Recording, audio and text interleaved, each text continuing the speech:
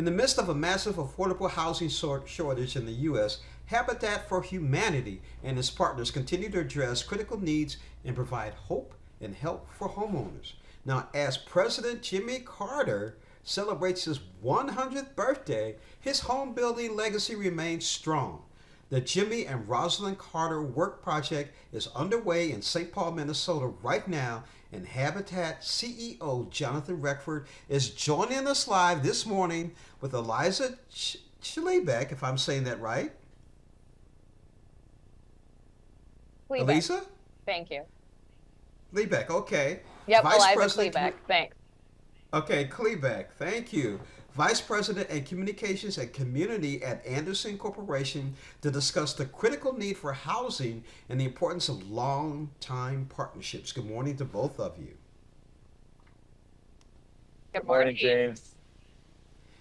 Jonathan, tell us a little bit about the Carter Work Week project and the communities you impact each year, and how is this different from other builds? Well, the Jimmy and Rosalynn Carter Work Project is really Habitat's signature build, and it's now the 40th anniversary of President and Mrs. Carter getting involved with Habitat for Humanity.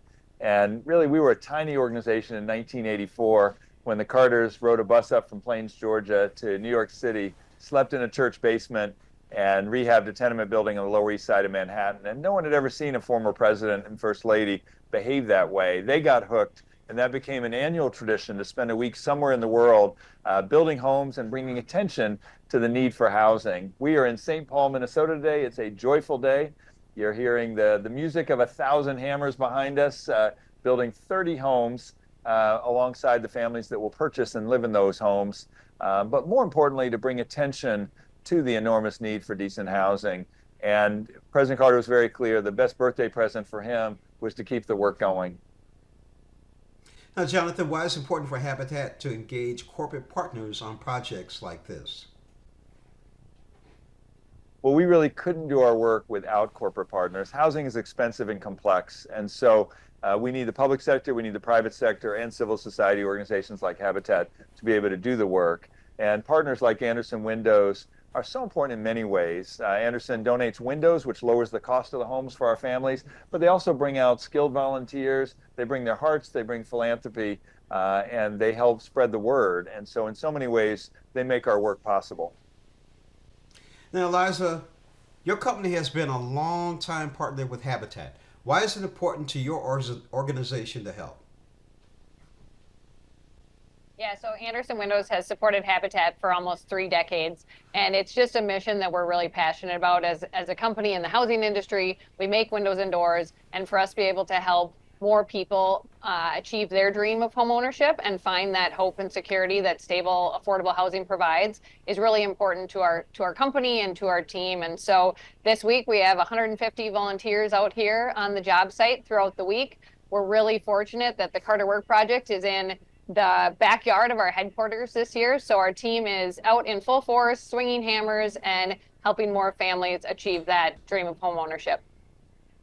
Now, Eliza, you have volunteers helping with the bill. What does that do for your team and the thousands of other volunteers to see these homes being built?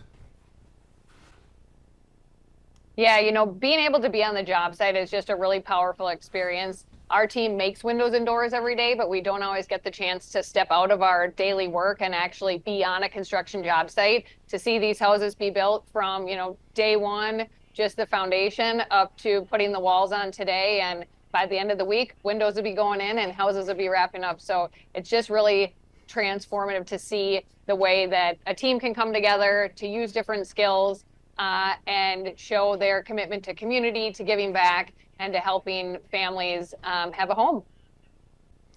Jonathan, where can we go for more information?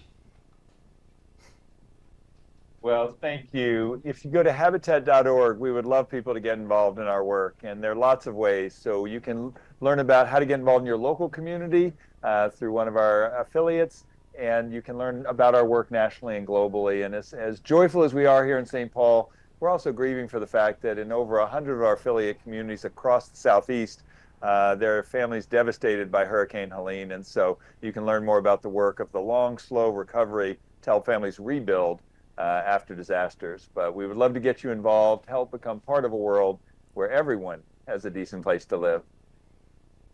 Jonathan, speaking of that, where can our viewers go to be a part of that in Southeast?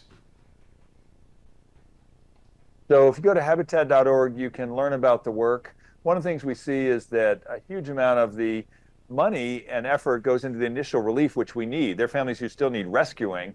But then after the cameras go away, there are years of rebuilding. And that's really where Habitat's role is to do the permanent recovery and rebuilding work that is desperately needed to help these families rebuild their homes and their lives.